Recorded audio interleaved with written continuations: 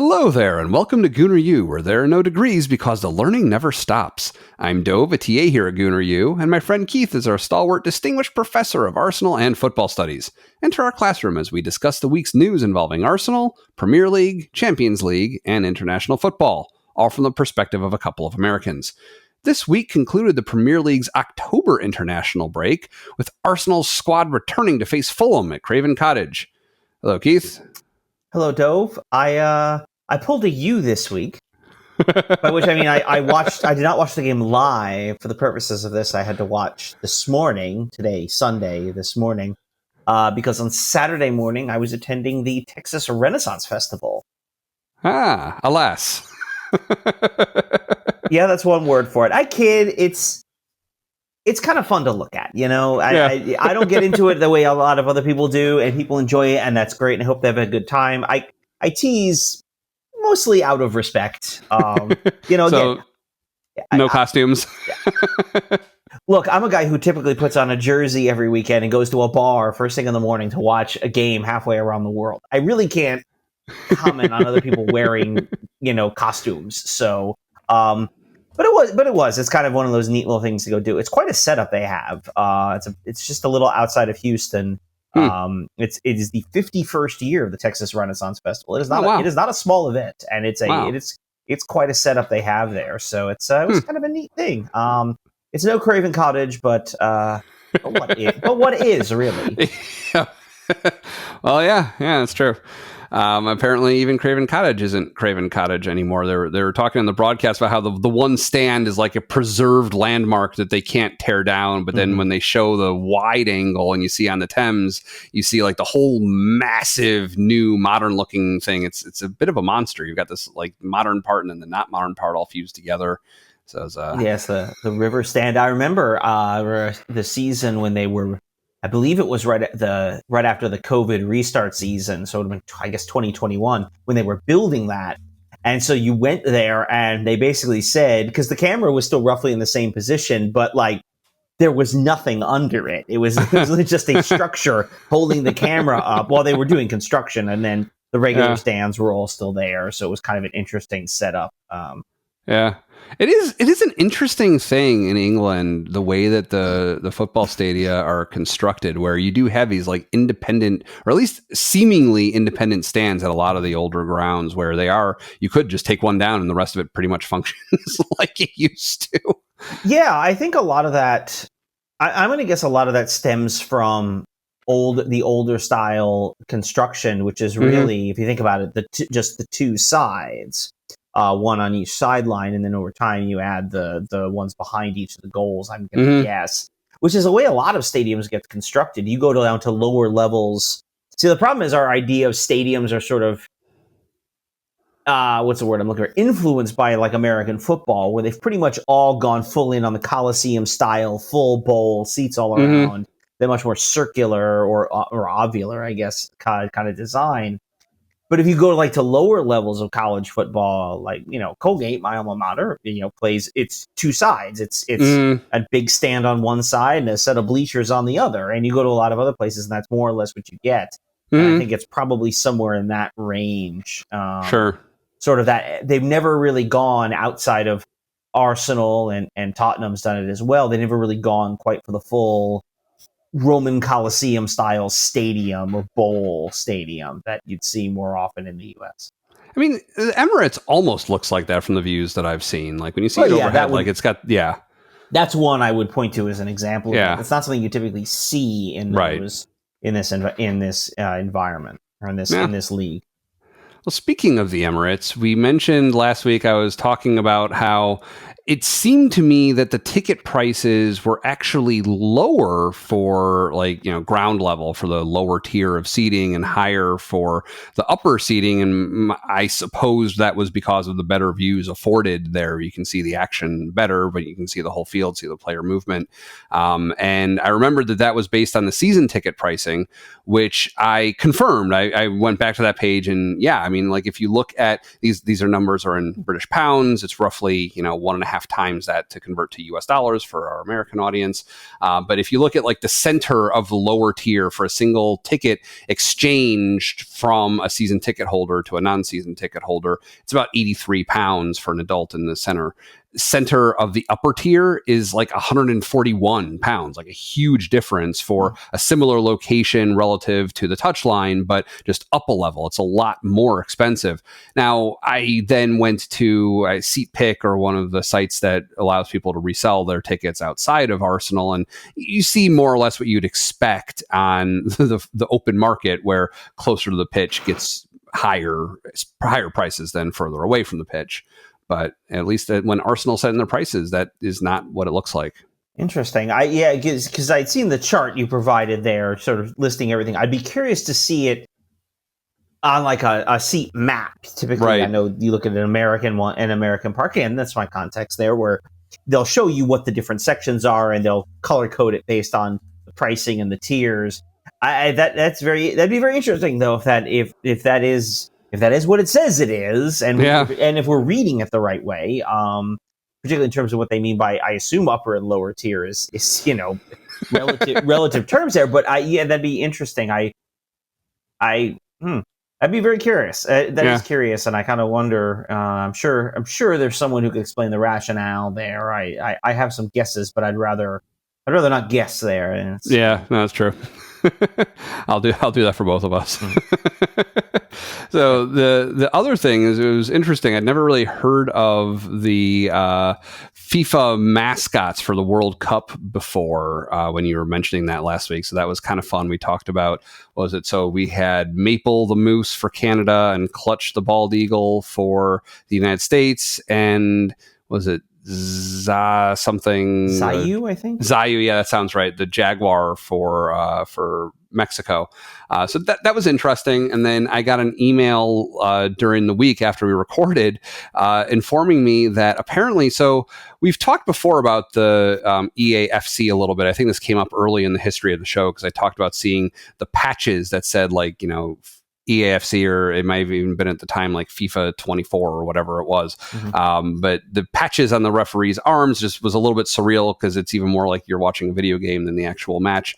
But apparently in the last couple of years, it has changed from FIFA 23, FIFA 22 to EAFC 25 and 26 now. I didn't know that split was because FIFA basically withdrew the licensing from them or whatever. Their partnership dissolved. I didn't know that. But it seems now like they have actually announced their first game post-split, which is going to be called FIFA Heroes. And it's going to be more of an arcade-style game. Think like, I know in my past, I had a lot of fun back in the day playing NFL Blitz and NHL Hits and NBA Jam, right? Yeah. Like those types of like small-side arcade-style games, a little more cartoony and less realistic.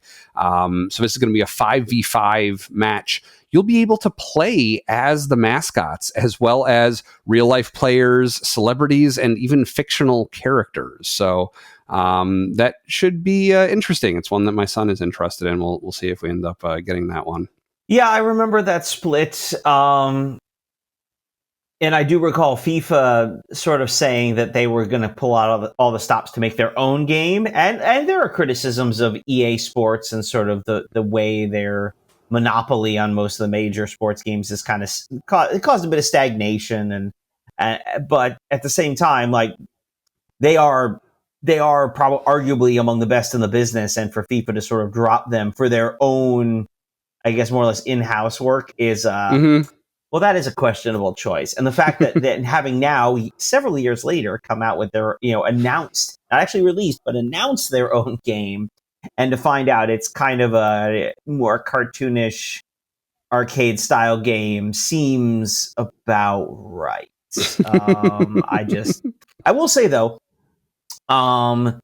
EA Sports has done that. I recall the college football games, the NCAA football games would have mascot games, where essentially it was 11 versions of the school's mascot playing at. Like, basically, they were, instead of the players, it was just 11 versions of the mascot, which were a lot of fun to watch because the mascots have all the same animations as the players. It's just with their ridiculous, ungainly sort of bodies. Right. So you get, there's the Syracuse one, Otto the Orange, this sort of round thing with these floppy arms, and Brutus Buckeye with his giant head. And yeah. So that in and of itself isn't terribly unusual, but I guess I'm not surprised that they're going this direction. That seems about right, I guess. Yeah. I'll just leave it at that. That's all. It just seems about right. Yeah, so I'm curious to try it. It might be fun. I mean, I know when I tried EAFC, I mean, I have PlayStation Plus, so I get a bunch of games that are included in that membership, and they basically always include EAFC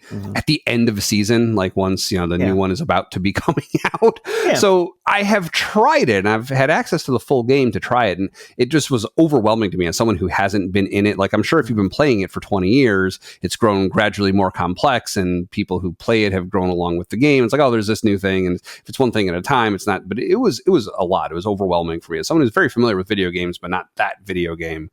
It was intimidating, and I haven't really gone back to it. So I mean, the sports games have done that, sort of the increasing complexity of the different things you can do, and a lot of that stems from the increasing complexity of the controllers as well. All extra buttons and joysticks and all that, but also there are ways you can turn some of those features off and kind of get to a more classic style pass, run, pass, shoot, kind of. Well, yeah, setup. It wasn't the in-match controls for me. Yeah. It was more like I want to simulate Arsenal and Bayern Munich, or I think it was like even Arsenal and Inter Miami. I was trying to accomplish, because it seems like that should be within the auspices of his game. You should be able to do that, and I was just having difficulty arranging that. It was like the menu system and figuring out how to do what I wanted to do before I even got onto the pitch. I think we may have played for a minute or two of actual like soccer game logic, but it was getting to that point. That was the tricky part. I probably would have picked up the rest eventually, but yeah, it was So one other thing I wanted to follow up on was you had mentioned that you have begun watching a lot more Arsenal, a lot more intently since we started doing this show. I wanted to get a sense from you before we started the show. How are things different? Like, I imagine you were going to the pub was still part of your routine. You'd see that. And was it mainly the midweek matches that got less attention from you? Or like, what if it was a week like this week where you weren't able to make it there to see the game? Like, how was that different before the show? The big difference would have been, I would have, because things come up over the weekends, and some weekends it doesn't make sense to go there. Especially this game was a later kickoff start time, with 11:30, and my graduate school TCU was kicking off at the same time. There was a game. there were times where I maybe would have gone to watch that game instead with a group there, or maybe try to stay home and do the double screens. I mean, Arsenal doesn't shift too much in a lot of ways, because it takes place at a time that other stuff generally doesn't. Okay. Like, what else am I doing at 9 a.m. on a Saturday? Like, that's not a very busy time. I know what I'm usually trying to do at 9 o'clock on a Saturday. Right. Yeah. But I guess in terms of what's changed, I think I said this too, I never would have made an effort. Like, I missed this game. Okay, I was tracking the score on my phone. I was checking every few minutes, seeing the updates, seeing the score, and all of that. And then when I got home, I might have watched the highlight package, or I just wait for the Arscast for that week to come around and sort of listen to their recap, read a couple things on. But like, I would not have bothered like I did this morning, sitting down with breakfast and watching it. That just wouldn't have happened.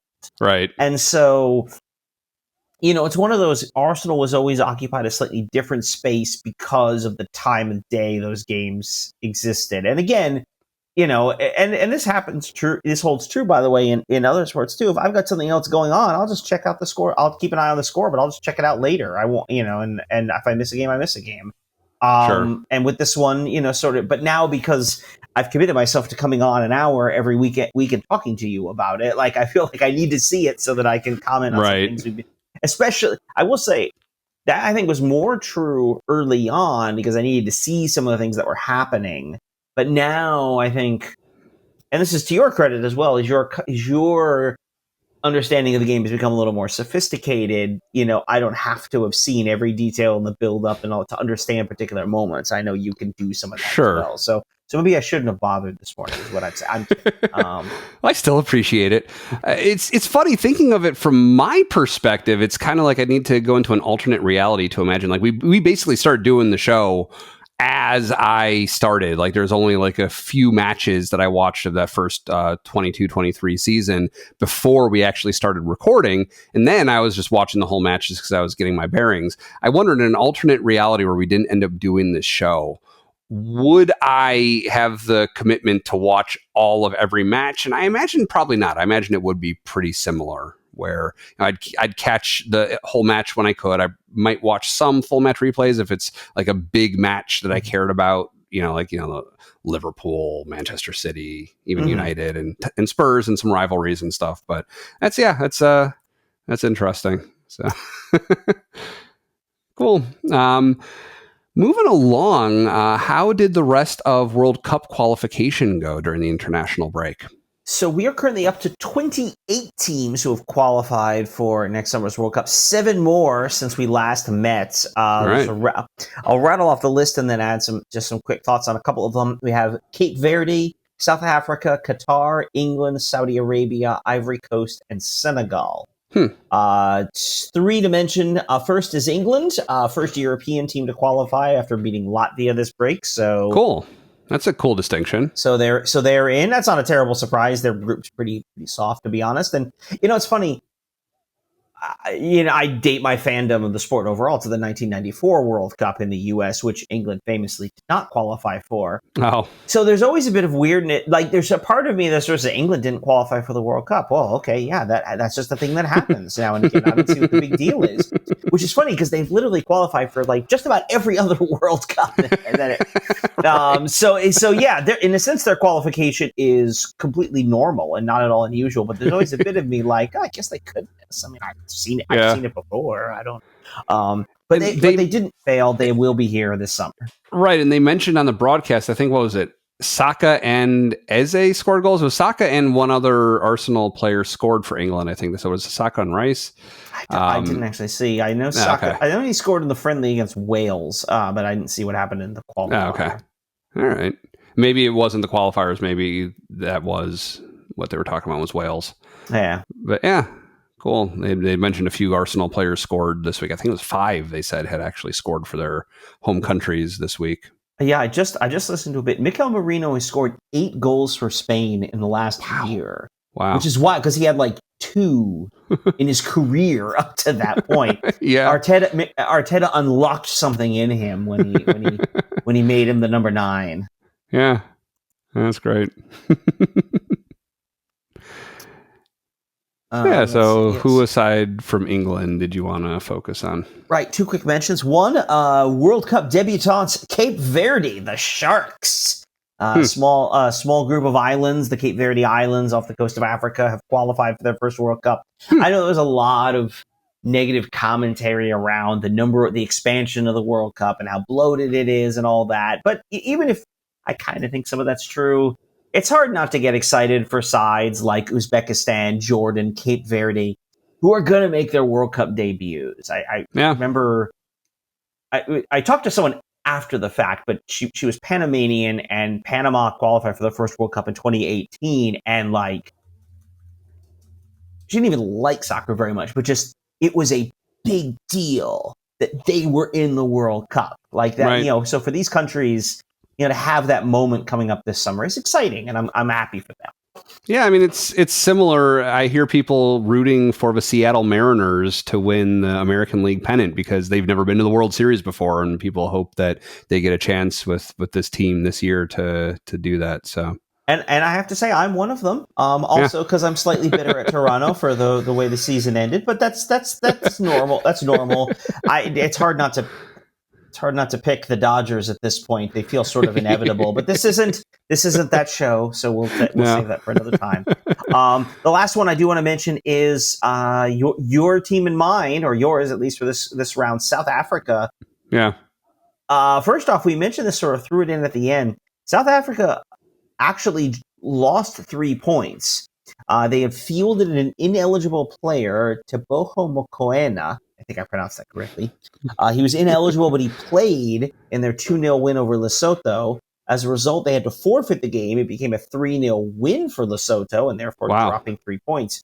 Yeah. And they went into the final day of qualifying needing a win against Rwanda and needing some help in the form of Benin losing to Nigeria. Well, they beat Rwanda 3-0, which wasn't terribly surprising.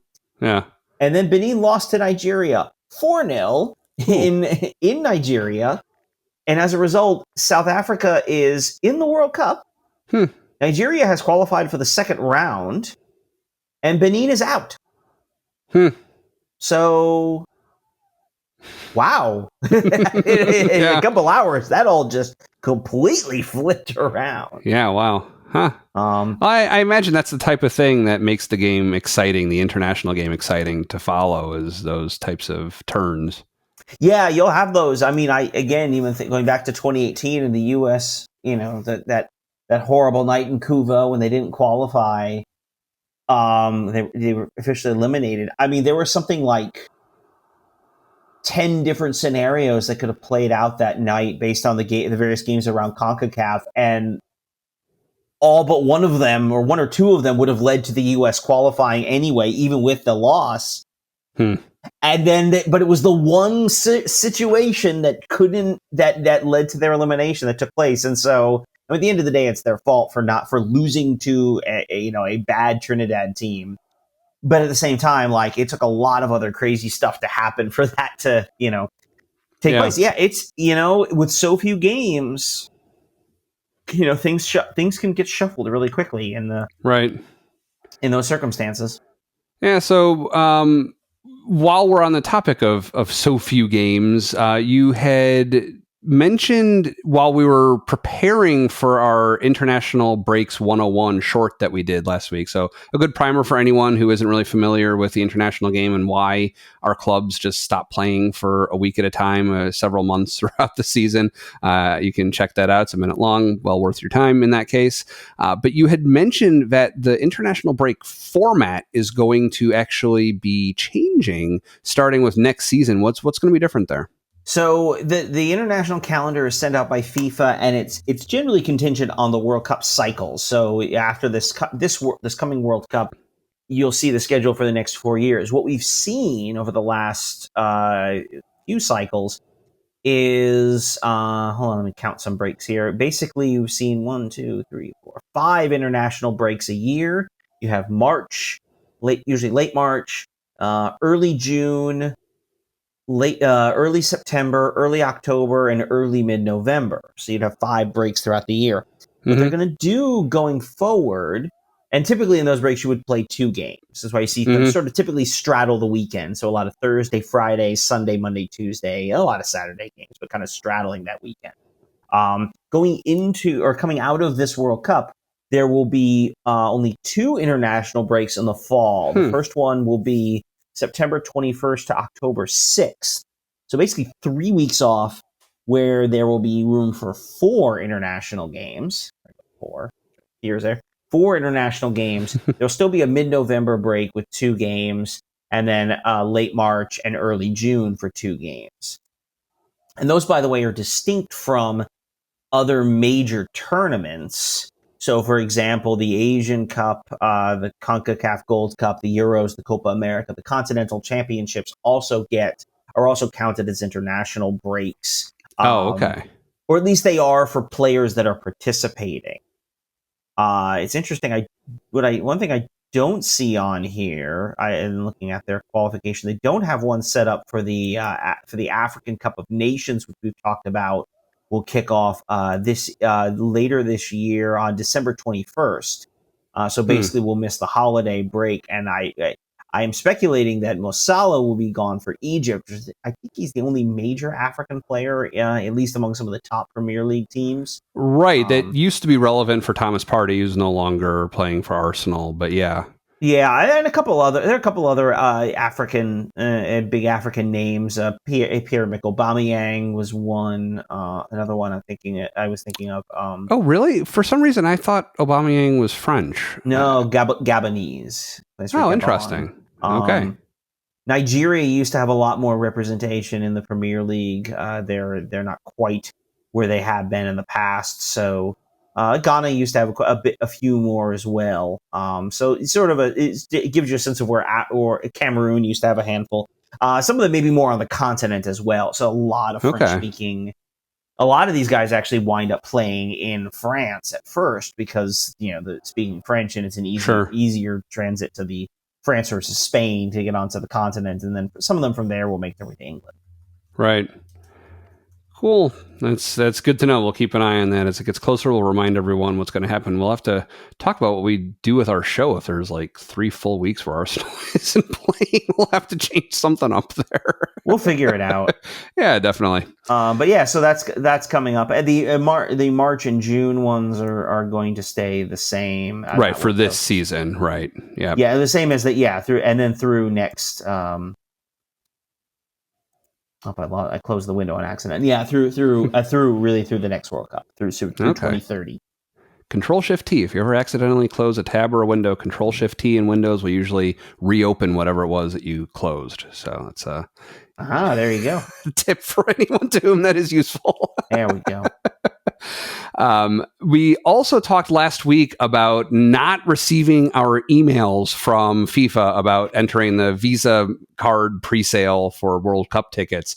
And you rightly presume that the fact that we didn't get an email means that we didn't get it. They actually did follow up with emails saying that we didn't get it. We got those after we recorded this past week. But what was interesting is as I was looking through those emails and kind of poking around the various FIFA websites, looking at what they're offering, I became aware of 2 distinct sites, FIFA Collect and FIFA Marketplace, and just wanted to relay a little bit about what I found. So for FIFA Collect, that seems like it's their place for selling digital goods, including tickets, but also things related to tickets, like the right to buy, which we didn't really know what it was. And I was looking at it a little bit more, and what it basically sounds like is you pay for a right to buy that is still available, and a bunch are sold out. Like I think they break it down by country, and like all the England right to buys are gone and things like that already. But if you purchase a right to buy, when the tickets become available, you will be able to buy one of them. But it's a non-refundable amount that, as far as I could tell, doesn't apply against the purchase price of a ticket. So it's like, it's really important that I get a ticket to this. I will pay for the ability to buy that ticket. So that's an interesting thing.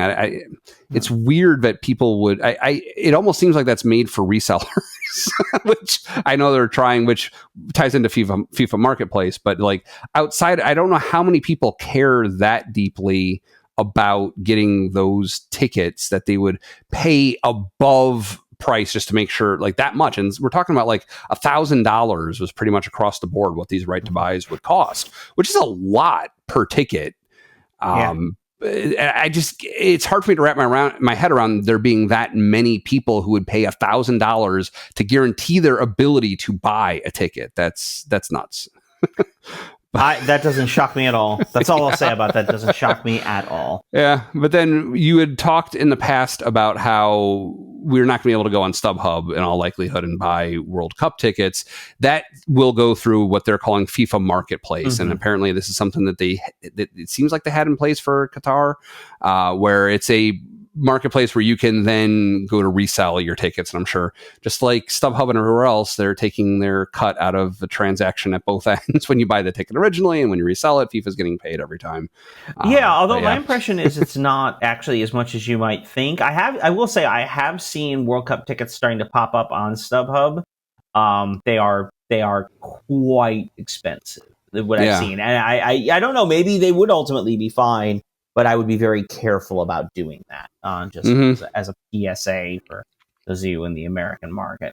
Yeah, I mean, I'm pretty sure, I don't want to overstep on this and like kind of get out over my skis, but as far as what I've seen before, StubHub does make some guarantees, I think. Like, I don't think they'll let you list something there unless they've verified that it's good, and I'm pretty sure you get a refund if the other party isn't able to come through or something. But right, but I don't know.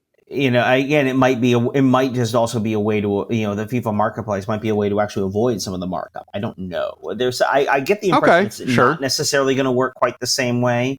But again, I think that has a lot more to do with the the attitude that you see on ticket resale markets in Europe versus what you would see in the United States, where we just kind of do that just kind of as a basic part of the course. Right. Yeah, that makes sense. One interesting story that came across my Apple feeds that I follow even more religiously than I follow the sports stuff still at this point.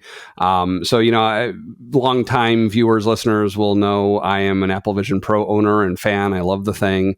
There's been a very limited amount of sports content for it so far, basically in the form of only a couple things. I mean, there was a behind the scenes at the NBA All-Star game from, I think it may have even been 2 seasons ago now. It was 1 or 2 seasons ago. There was a highlight reel of the MLS Cup from, again, like 1 or 2. I think maybe in the last MLS Cup was one where Columbus won. You would remember which one that is. So I think that was last season, right? 23. I was 23. Okay, so it was already a couple ago. So there have been those, and there have been some kind of sports footage and other like immersive highlight reels and stuff. But apparently, they have made some kind of partnership deal with the NBA and the LA Lakers in particular, where there will be live immersive broadcasts of a few select LA Lakers games to the Apple Vision Pro. There's a link in the show notes for any people who are interested in finding out more details. But it has come out after the initial announcement that it is still going to be subject to market restrictions and stuff like that. So you'll need to be, it seems like, in LA or the LA area to watch those live, possibly, and maybe those with the NBA equivalent of the MLS season pass and things like that. Like if you have, I think it's the NBA League Pass, I think it's called. But if you have that, I think maybe you might still be able to, but the details aren't really firm yet. But that's great. Like I will watch an entire basketball game, which I don't usually do, to see what that's like, and imagine what it could be like for soccer, because I think it could be really great. I mean, I would imagine if I were doing it my way, it could be something like your ideal situation where like you're able to pick which view in the stadium you're sitting at or something. Because it's tough, like cutting between different angles and stuff. When you're watching immersively, it's easy to get disoriented. So I would hope that you're able to pick like where in the stadium you're sitting and watch it from that perspective, and change at will when you choose you want a different point of view or something. I could imagine if you're watching Arsenal, let's say you sit on the end that they're trying to score on, and then at halftime you maybe switch to the other end or something like that. Could be cool. But yeah, that's exciting. I can't wait to try that out and see what it might mean for Arsenal and other soccer going on in the future. Maybe baseball, who knows? They're running it with the Lakers, which isn't a surprise. I mean, it's a marquee franchise and select games. I suspect we may be a little ways away from a more widespread usage of that beyond a handful of select teams, select games. But who knows? I don't know. It's amazing how quickly some of this stuff can go from let's try this one time to, oh yeah, we can put that anywhere. Sure. Well, yeah. And also, I mean, Apple has been bidding like every time there's some major contract that's up, including Premier League. I don't remember how that ended up going. I don't know if it's settled yet, but they'd wanted to take over Premier League after NBC's contract is up. And they're always trying to, they're actually apparently, I think, getting out of MLB is the rumor I read, where after, I think it's rumor, I don't think it's official yet, but like once this season is done, like Friday Night Baseball may not be coming back, which was something that Apple has had for the last 2 or 3 years. So, they're shifting around. They're trying to get Formula One. There are other sports that they're trying to expand into. And I think if this is going to be a reliable offering on Apple Vision Pro, it's going to be something that Apple is probably going to be the only company that cares enough to push that forward. So yeah, we'll let everyone know when there's more developments there. Speaking of MLS and MLS Cup, we had decision day this weekend, right? Yes, the regular season is over. The regular season's over. Playoffs are here now. And nothing I was paying attention to was all that crazy in terms of results on the final day. So I'm sure someone else, people who were for other teams, might have some games that stood out to them. I was watching New York City, who lost to Seattle on the final day, ended up locked into the 5th place spot in the Eastern Conference. I know you're still a messy guy with Miami. They are they officially finished 3rd in the East. They will face Nashville in the opening round of the playoffs. I should say of round one, the wild card round. The playoffs start on Wednesday with a pair of games in the wild card round. The East will be Chicago hosting Orlando, and then the West will have Portland hosting Real Salt Lake. So that'll be fun. Road to the MLS Cup. Cup is December 6th as the final. So it's playoff time in the U.S. and Canada, because Vancouver's there, so we have to say Canada. Right. Yeah, I think, it's similar with baseball. I think Toronto might be the only Canadian baseball team left in Major League Baseball. So, they're hanging on. Well, I mean, they're the only one left in the sense that the Montreal Expos moved 20 years ago. So they really are it. They're literally it. Yeah, I mean, it was long enough. I'd lapsed my baseball viewership where that was news to me that the Expos weren't there anymore. So. So let's get to the Fulham match from this weekend. Was it just me, or was there a bit of an international break hangover? For the first 10 minutes, I wouldn't have said so. I thought we were pretty bright. I thought we created a bunch of opportunities. That's where we could throw in Calafiore's pretty fantastic strike. That whole play, really. Yeah. Pass drop to Trossard, the one-touch across. With a one-timer from Calafiore into the top corner. I mean, fantastic stuff. But he clearly offside. Yeah, there's no question about the offside. But that shot that he took, though, the way he placed it in the top corner, that was beautiful. Yeah, what a setup! What a set of passes, and then the finish there. But otherwise, I'd say for about those first 15 minutes, we were rolling. We were kind of what you expect. We were pushing at them in different directions. We were getting forward. We were creating opportunities, and then Fulham kind of did that thing where they just kind of crawled their way back into the game. Raul Jimenez was kind of everywhere. He is very annoying to play against. I remember when he broke his skull against Arsenal. That was 5 years ago now. Oh, yeah. He and David Luiz had a little coming together of the heads in a box, and Luiz seemed to be okay, and Jimenez was quite damaged from that. I'm very glad to see he's back and playing well. Much as I don't love Mexican national team players being too good, but anyway, he was all over the place. He was definitely had a really good day. I thought he had a really good day for Fulham, but we were sloppy. I mean, obviously we talked about this last time, right? We had two guys who weren't injured or out at international break. Everybody else was, either on the training table or most of them were abroad. And I think a lot of that travel and stuff kind of shows. I mean, you and I talked pregame. I mean, Gabriel in particular has had a few dodgy moments, right? Thankfully, they didn't make anything of it. But there's a couple really bad giveaways in our own half that could have gone another way, and maybe with another team would have. I mean, what I'll just throw in with that is that he and Brazil were out in Korea and Japan this last break. So just think about the travel involved in that, and the distance, jet lag, the jet lag, and the time change. I mean, that's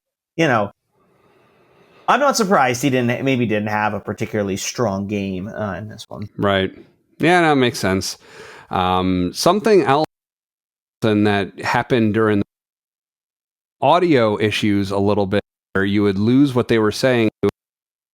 Kind of like what I've been doing now, trying to simulate it a little bit. We were losing little bits, like every 1 to 2 seconds, we'd lose like a quarter second of audio. And that was probably one of the most frustrating things I've ever been forced to endure on TV, Craven the Hunter aside, that it was difficult for me to focus on the match. I mean, it's like I wanted to be hearing the commentators. I wanted to hear what they had to say. And the frustrating part is I could hear what they were saying just enough that I didn't want to mute it.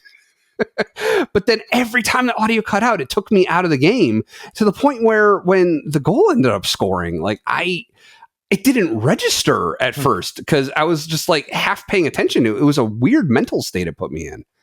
It was weird. And you could tell how bad the technical issues were because, of course, we did not watch the game live. So everything it was still in the replay. Yeah. Which tells you how bad it was, frankly, the difficulty they were having. That was annoying. I guess what I'd say is Obviously, nobody NBC wants that to happen. Like in my head, like it's just like you almost like imagine like a sirens going off, people running around, the control papers flying everywhere. Plug it in! I can't find no plug. Just all like just chaos. So they try to figure out what's going on. Because of course they don't want that to happen. And it is good that it eventually did get fixed. Some audio technician was having a really bad day. Yeah, that's one of those where I was kind of disappointed that I was watching the replay as opposed to in the pub because as I told you there, we generally can't hear. You wouldn't have known, right? So we probably would have known. Of course, they put a little box on the score bugs, so they're having audio difficulties, and we would have heard some of it, but it's not. It doesn't bother you in the same way when you can't consistently hear all that's going on, as opposed to obviously when I'm just like sitting on my couch watching the game on TV. So, But yeah, so that was like all basically. I think all of the halftime show, and then at least like 20 minutes. I didn't make a note of when it stopped, but it was at least 20 minutes into the second half. It was a long time. Yeah, it was sometime during the halftime show is when it started. You could tell. Yeah, that was disappointing. But yeah, it extended long enough to, as I mentioned, overlap with the goal that they ended up scoring. And in typical Arsenal fashion, Saka corner kick floated into the box in just the right spot for Trossard to kind of make a weird like knee height swing of the leg in to get it into the goal. But hey, whatever works. I mean, he's been just been a fantastic pickup since they got him in that January window a couple of years ago. Yeah. And he really does that really well. Just sort of something of a fox in the box in those instances. He's not afraid to shoot.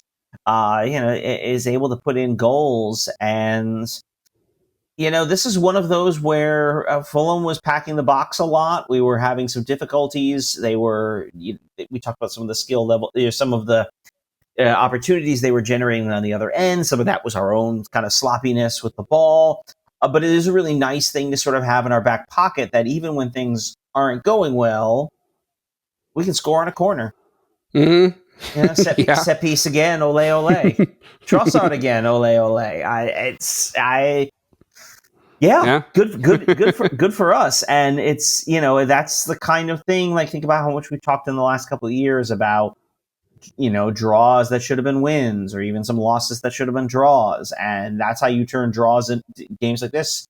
You turn draws into win, especially against Fulham, a team that has given us a lot of problems. So I think we drew this tie last year away to Craven Cottage. So, it's a good one to get, especially when, they talk about the mark of champions, right? To get the result when you're not playing at your best.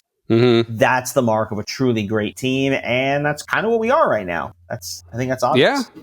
I think it's also interesting how the roles of Trossard and Martinelli have kind of flipped this season, where we've seen it used to be Trossard was the one who'd be brought in later in the match as a power sub, and now that's Martinelli instead. And I think it's working. I think overall Martinelli has slotted really well into that role, as we've talked about in the past. And Trossard did well too. Like he hasn't always done so well as a starter, but he's started to more. So that's good to see. It's the one advantage we sort of have with not having a set starter in that space is that allows you to do, they play at the hot hand, right? You play the informed player. And not to say Martinelli isn't in good form. I think he does a lot of things really well. He's a valuable player in a lot of ways. But I think right now Trossard is kind of feeling it a little better. But who knows? We roll out against Atlético Madrid on Tuesday, and you just might see Martinelli out there again. True. That's the benefit of the depth we have. think about it. We played this entire game without Martin Odegaard. Right. Now, I think he would have done a lot for this team in terms of settling the ball, controlling play, finding some passes and creating some opportunities. But overall, I thought I don't think we missed him in the sense of like, oh God, how are we going to survive it? Like we survived a game without him. I thought we were sloppy, but a lot. I don't think that had to do with the fact that he wasn't out as much as he would have added to the lineup. No, and I particularly remember some post-international break matches last season, the season before, where Odegaard was just as sloppy as the rest of them coming back from international duties. But we did end up with another Norwegian with an O/ in his name coming in later in the match. This is the Premier League debut for us of Nørgaard. Who, by the way, is Danish, not okay. Norwegian. Okay. But he finally made it into a Premier League game. I think that's another one of those. He'll have some opportunities. He'll get some playing time in games. Well, obviously, right now, I think the only one he's really had any substantial time in was Port Vale in the League Cup, which I'm sure he'll get again when we play Brighton next week. But I think there will be points in the season where we're going to need him in the league, maybe even in the Champions League, and He's a good thing. He's a good one to have around. Yeah, definitely. So the goal was in the 58th minute, and it was less than 10 minutes later that Saka went down in the box. Now, I know a lot of times you've recently gotten very incensed over penalties, and that was definitely me this time, right? Was it Anthony Taylor, I think, was the ref. He blows whistle, points to the spot. I'm like, yes, okay, here's number 2, right? Like kind of locking in our victory. We're entering like the last third of the match. So they're getting ready. We were told the VAR is reviewing pretty early on. They clear the position of the foul very early on, determining, yes, the Saka went down. You could tell from his feet. His feet were on the ground on the inside of the box. That was pretty clear. But then the review continued, and then we get from Anthony Taylor I'm going to review it hand sign as he walks over to the video monitor, and 2, 3, I think it ended up being 3 to 4 minutes pass, and finally he determines that yes, they're overturning it, and the reason given was that who was the player? Was it? He just come on, was Kevin, right? Kevin. He's Brazilian. It's only one name, so yes, Kevin. Yeah. So right, Kevin. Apparently, his toe seems to have touched the ball before he clumsily tripped Saka, and that excuses the contact. And I was not very happy about that. I had some colorful language my son was forced to endure while I was seeing the aftermath of this. I mean, it was an overturned call for what is a flimsy reason, even if it were given on the field. But given, again, the extremely lengthy VAR review seems hard to hold up as clear and obvious to me. What do you make of this one? So there's a lot going on in that, and I think there's several layers to this.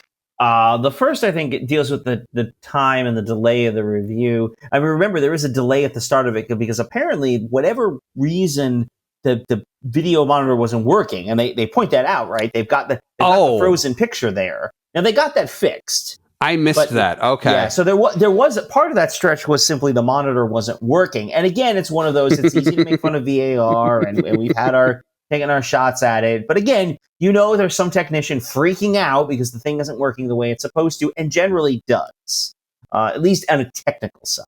Now, in terms of the call on the field,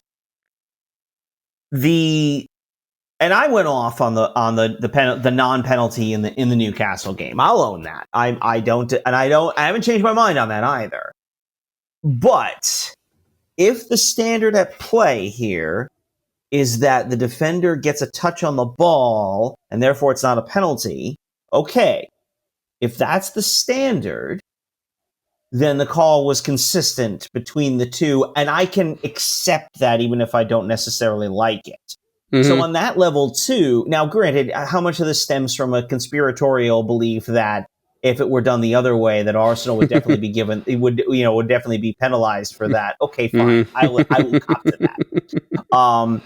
Having said that, as I saw, now granted again, watching on the replay, watching the video, day after the fact, I knew there was a penalty. I knew there was some dispute. I knew the play as soon as it was happening. I saw it. I knew the call.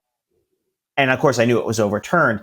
As I watched it when it happened, that is not a penalty for me. Okay. To me, the distinction, and it's going to sound small, but I think it is significant. To me, the distinction is that while in the case of the Newcastle keeper, whose name I'm blanking on, he's getting a ball. He's getting a touch on a ball that's essentially almost played to him, and he goes through Gyökeres to get to it. Kevin is making a slide around Saka to get the ball. Is there contact? Yes. But if the standard is how would I feel if that were called the other way, I would be irate if that was Saliba picking up a penalty in those circumstances. To me, that is a defender making a good play, a risky play. You're right. I mean, he's this close to that going completely the wrong direction from Fulham's perspective. But to me, that's a defender making a play on the ball, and Saka's position there is somewhat incidental to it. So to me, as I watched that live, and then especially when I saw the replay where I saw how much of the ball he gets, to me, that's not a penalty. I thought from prior discussions we've had on this, I thought that it doesn't matter whether you get the ball first or not. It can still be a reckless challenge, which is how I would characterize that. Well, you're right. Yeah, getting a touch on the ball. Well, let me rephrase that. As I have understood it in the past, getting a touch on the ball is not necessarily a mitigating circumstance. And again, that goes to the level of consistency.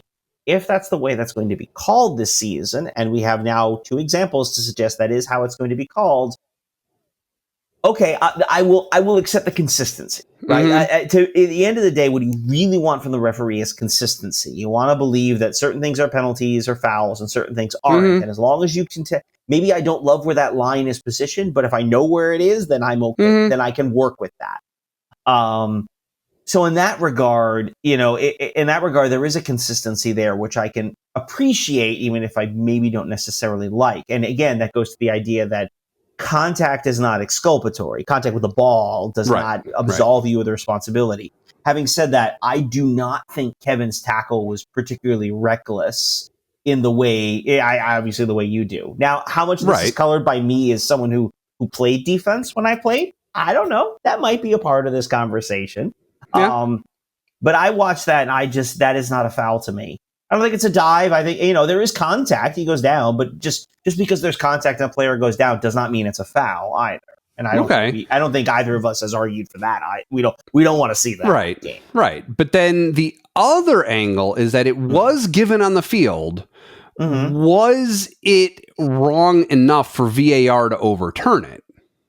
I think so, because I think he makes enough of a play on the ball, that again, it feels like we're splitting hairs, and I'm sure there's some Newcastle people who think they're both not penalties, or who knows both ways. I'm sure you can find people who look at those both ways, but to me, and I would defend the use of VAR even in the first challenge, insofar as they're calling the referee over to say, hey, did you see there was contact with the ball? Right? It kind of depends a little bit on how that conversation's going and what it is they're asking, like how that conversation is playing out. To me, the argument here, as I understand it, is they're giving him information he didn't have in the field. On the field, he just sees the 2 players' contact and says, oh, that's a foul. But the VAR is in his ear going, you need to see this. There's contact with the ball, and from there you might change your determination. And I'm trying to remember back now to the Newcastle one. My understanding there was that the VAR was a little more forceful in their suggestions over how that particular play should have been called. Now, again, I don't know how this conversation went, but and that's something we found out after the fact, hearing what was reported about the conversation between them. So we don't know that yet for this one. You're saying, right? And perhaps that has come out and I just haven't seen it, which is possible. Yeah. I've had I don't actually do this for a job. I have a real job that I have to. I have things I have to do on weekends, other than the Renaissance Festival. But to me, this was VAR doing what it was supposed to do. Okay. And again, we could argue, right? I mean, if you want to have the argument about a timer on these things, like, hey, if you're watching it for a minute and you can't make your determination, then it's not clear and obvious. I'm all for that. And if that's how that played out, I'd have taken it. But I watched that play, and I'm again sort of take it the other way. I would be bothered if Arsenal was called for conceded a penalty on that kind of challenge. That would bother me. I think that was a perfectly good challenge from Kevin. And I understand Saka's, being upset by it. We know the abuse he takes in the games. I can, obviously you want the penalty and all of that. I'm not excised about that one. I think I think it was ultimately the right call. Also, it seemed new to me, maybe I'm just not remembering, but Anthony Taylor, if I'm remembering right, actually announced the decision into a microphone that went out over the broadcast and probably live in the stadium too. Is that something that's new? That's something they're supposed to be doing new this season. I think they tried it in the Newcastle one. It didn't always, maybe the microphone didn't work or something. Okay. I think they're still, that's a very American thing, especially, right. Especially American football does that all the time. Yeah. Like every time there's a penalty, the mic goes on and the referee announces and makes the signal. And I think right. And that goes back to my childhood. I remember you hear the voice, and the echo. MLS has done it too. I was watching New York City's game yesterday and did the same thing. They had a review for a penalty that again was called back. They called it on the field. The VAR they took it away after the review, and the referee came out and said, after review, et cetera, et cetera. Mm-hmm. So I think that's a thing they're trying to integrate more, which I don't think is necessarily a bad thing, because I think it helps a little bit because they say the people in the stands don't know at all what's going on. They just know there's a VAR check, and then they just get told what the decision. Oh, no penalty. Right. Yeah. What's that? That's when the fists start flying. Give them a little something to, maybe. Now, again, do they explain it particularly well? But this is all kind of new, so I can have a little grace for some of that stuff. Sure. But that's how I come down on that one. I think that was the right call. This match continued a trend we've talked about a little bit before, with Victor Gyökeres being in good positions, getting foot to ball, and then it just doesn't go where it needs to, namely over the goal line into the net, right? So does anything that happened in this Fulham match change any of our views at all on whether he's warming up, or were there mitigating circumstances? I mean, some of he's still getting into inarguably good positions and getting really close. Should we still not be concerned that the shots aren't going into the goal? I thought there were a couple of good. I think he had two good chances in this game, including especially I'm thinking one late on that got a good rebound from Martinelli. There was also a good double save from Leno. I feel like there was one early in the game he got a good save on. He certainly takes a fair amount of abuse. He's arguably could be receiving a few more foul calls. I'm just to throw that out there. But I don't think it's unfair to be a little disappointed with the return at this stage. Fulham's the kind of, we talked about, right? We didn't buy him to necessarily score the goals against Liverpool, because we can do that. It's to score the goals against teams like Fulham. Mm-hmm. I do wonder, and Gunnar Blog brought this up in his post-match video, I do wonder if they had given the Saka penalty, because we saw him take the penalty a few games ago, his 200, it was his 200th game. Right. I do wonder if this instance, if he would have actually handed the ball to Gyökeres and had him take the penalty. Interesting, yeah. I don't know. It's obviously that will just remain one of the great mysteries of the season. But you do wonder if he's starting to get to that point where he kind of needs one to go in. Again, he's also a player. He could, strikers are kind of streaky. He could just go off at some point. They've got 2 games this week. All of a sudden, he punches in a couple of goals. He's coming off. He's playing a bunch for us. He's played a bunch for Sweden as well, and Sweden's World Cup qualifying has been a disaster. Speaking of other players, Alexander Isak has not had a particularly good run with Liverpool so far. It's. I won't push back against people who are a little disappointed with him at this point. But I do wonder. I wonder too, how many of these games we talked about, like the City game, the Liverpool game, a couple others where Kai Havertz would be playing, and if maybe we're getting Gyökeres every other game, as opposed to every single game. Does that do something for him as well? I don't know. Maybe he needs that game time, that run time to get used to his teammates. How good would this be if he was getting a more consistent and more regular Martin Odegaard serving him the ball? We don't really have that kind of distributor on the roster. Maybe Wanyeri, but we're not really seeing him play much right now for various reasons. True. Eze is a creative player, but it sometimes creates a lot more, as much for himself as he does for others. Zubimendi, is not really a creative player. Rice is not really a creative player. And then you got your wings. So, in a sense, he's not going to get the same kind of service that we would have necessarily hoped for. I'm not panicking. Again, I think we're too good overall for us to panic about really anything that's happening so far this season. But yeah, I won't blame people at this point for starting to be a little disappointed by the return we're getting. Of course, again, we say this, if he pumps in a hat trick against Crystal Palace, then yeah, we're probably fine. Yeah. Who is your player of the week? So for me, the player of the week was a tough one. I went back and forth around a couple of guys. And since we won, so it's hard to be too angry or too sort of negative about many of their performances. We didn't give up a single shot on goal, so David Raya has nothing to do. That's not entirely true, but for me, I think it was Saka. I really thought he played a pretty good game. He still doesn't get the foul calls he probably ought to get. But in particular, Fulham was down Anthony Robinson, the U.S. national team left back, who generally goes one-on-one with Saka, and I think has largely done a very good job against him. I think he's played him about as well as anyone has in the league. And internationally, I thought he did a great job against Saka in the World Cup in 22. He was not playing yesterday. It was Sessegnon, who had a much rougher time of it in this one. And then, of course, that ultimately leads to Saka whipping in a beautifully dangerous corner, finding Trossard, ultimately finds Trossard and finds the back of the net. So for me, I'm going to go with Saka for the player for this game. Yeah, good call. He was in good form. For me, my attention was captivated by someone else on the opposite corner of the field, Ricardo Calafiori, with the goal that wasn't, as we talked about. But he was doing a lot of forward playing things, creating a lot of chances and getting close even on one or two others beyond the one that got called back due to being in an offside position.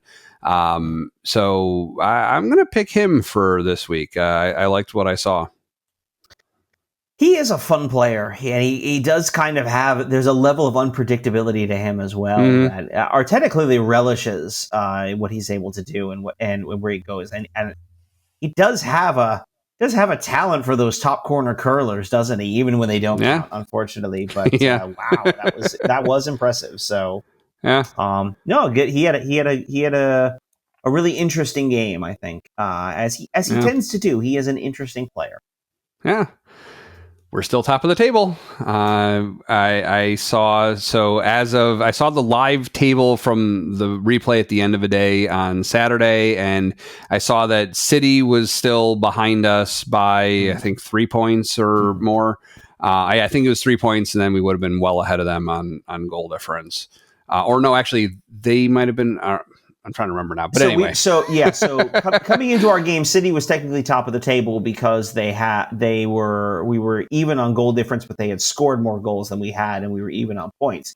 Okay. With the win, we are now ahead of them, 3 points ahead. Liverpool lost again. That's 4 straight losses in all competitions for Liverpool. Wow. Crisis is too strong. I hate when people throw that word out there, but they have a lot of square pegs that aren't fitting into round holes. They spent a ton of money on some really good players this offseason, this summer, and they just have not quite figured out how it fits together very well. And we saw signs of this. We talked about this early in the season, right? How many times did they need late goals to snatch results? And I think it's kind of caught up to them a little bit. Again, I still think they're pretty good. I still think they're gonna make a lot of noise in this. I'm not gonna sit here and say from here on out Arsenal triumphantly march to the title, clear of all comers. City, meanwhile, has Erling Haaland, who just scores goals against everybody. On the other hand, Arsenal has conceded 3 goals through 8 games. Yeah, it's pretty remarkable. Yeah, the hold on, I'm gonna look this up because it was one of those. Um, it was one of those early Chelsea teams under Jose Mourinho that has the fewest goals conceded in a season. And let's see, hang on, the fewest goals conceded in a season. Chelsea in 2004-05 conceded 15 goals across the entire season. That's something. We're at 3 right now. Yeah. We're not quite a quarter of the way through. Yeah. So we got a long way to go. But, but that's something to shoot for. Yeah. Yeah, but it's and they talked a little bit about this in the game. We're just really good defensively. This is 2 consecutive Premier League games where we did not concede a shot on goal. Yeah. I mean, Fulham was a little more dangerous than we would have liked, and in another day, they certainly turned some of those chances into shots on goal. I think they had a couple opportunities that would have gone on goal if they hadn't hit Declan Rice or somebody else at first. His head, that one that he deflected high with his head, was pretty incredible. Yeah, I think they could have. But we talked about this. They're a dangerous team, Fulham. And, they're 2 wins, 2 draws, and 4 losses on the season, so they haven't had a great start to it, but I firmly expect them to be mid-table, nowhere close to relegation before the season's over. They're gonna take points off of some good teams this year, and so far we're not one of them. That's the important thing to start with. When you were talking about records, and this should not become a long discussion. We don't have time for it, and it's not really the focus of our show, but I saw Ange Postecoglou has been sacked at Nottingham Forest after like a month. Yeah. That was surprising. Yeah, Forest is a volatile mess. I don't know who would even want that job. I mean, I say that. I mean, I would take the job at this point, obviously. It's, but yeah, they are right now. I mean, every once in a while you'll see something weird like that. I think it was 39 days he was in charge. Like, was fired a half hour after they lost their most recent game this weekend to Chelsea on Saturday morning our time. They're a mess. They haven't won since opening day. Yeah. They haven't scored a goal since late in a month. And actually, I'm looking through. They've only scored out. They won the opener 3-1. They've only scored 2 goals since then. Yeah. They've conceded 15 on the season. So they're currently sitting in a relegation spot. I think there's talent there. I think with any halfway decent manager, they'd be okay. I don't know who they're going to get. I would make a joke about Ruben Amorim being fired from United, but they just beat Liverpool. So he's not going anywhere for a while. Yeah. Yeah, so for Arsenal, our next match is going to be against Atlético Madrid, and then after that in the league against Crystal Palace. What should we expect from those 2 matches? So Atlético is going to be it's going to be tough. They are generally a very good side. They are also under Diego Simeone a team with some bite to them. I expect this to be a very testy affair. They opened their Champions League campaign away to Liverpool and battled back from a 2-0 deficit before conceding a late goal to lose. They're very good. They've been to the Champions League final within the last decade, I think. They are. This is definitely the kind of game you play the Champions League for. It will probably be unpleasant for good parts of the evening. But they do seem to, the sense I think for some people is that they've taken a slight step back over the last few years. Of course, they're the opposite of Forest. They lost the opening day in La Liga and haven't been beaten and haven't lost since, including a 5-2 demolition of Real in late September. So they're a team that's going to be. This is going to be one of the bigger, tougher ones when we're getting in the Champions League this year. Again, sort of the glamour tie that you want in the Champions League when the Champions League comes out. Yeah, Atletico Madrid. This will be fun, but you might hate it while it's happening. Right. And Palace. And then as for Crystal Palace, it wasn't too long ago that, especially away to Palace, was kind of a boogie game for us. That was a tough place, and it was sort of the one of the first real signs of the turnaround of the club that, we might actually be really good, that we won there. I think it was opening day. Was that 23 we won that opener away to Palace? Might have been. I don't remember. But anyway, it was sort of like, okay, if we can do that, okay. They're coming off of their first trophy, having won the FA Cup, and then picking up the Community Shield earlier this year. They were the first team to beat Liverpool. They're a dangerous bunch. It's 2 games that we talked about the difficulty of the early part of the season. I think Palace is the kind of team that we need to, Atlético definitely, but Palace also, I think we need to play better than we did against Fulham. I think we're going to. I think the Fulham game will be seen more as an aberration or just kind of one of those games you have throughout the season. But Palace is a team that can punish us if we aren't careful or if we aren't playing particularly well. So I'm glad to get them at home. I think at home, I feel pretty good about our chances about walking away with 6 points this week. Obviously 3 in each competition, but I feel pretty good about that. But both of these present different kinds of challenges. So look forward to this week. It'll be a fun week. All right. And where can viewers find those matches? On Tuesday, we're going to be in the Champions League versus Atlético Madrid on Paramount Plus, as is usual for the Champions League. And then on Sunday, the Premier League game will be Sunday against Palace. That will be on Peacock. So all streaming this week. Right. Thanks for joining us at Gooner U. If you're watching us on YouTube, you can also listen to the podcast version of our show on Apple, Spotify, and some other places. If you're only listening, try watching us on YouTube with the link in the show notes. Your homework for today is to subscribe to our show everywhere you watch or listen. It helps you stay up to date on what we put out there, and it also helps other people find the show. We record the show using Zencastr. If you'd like to try it out, you can support Gooner U by signing up using the link in the description, which also has links to everything we talked about and our socials. Again, my name is Dove, and you can find me on Twitter at Dove Frankel. With me, as always, is Keith, and you can find him occasionally at a Ren Fair. Still not a pen.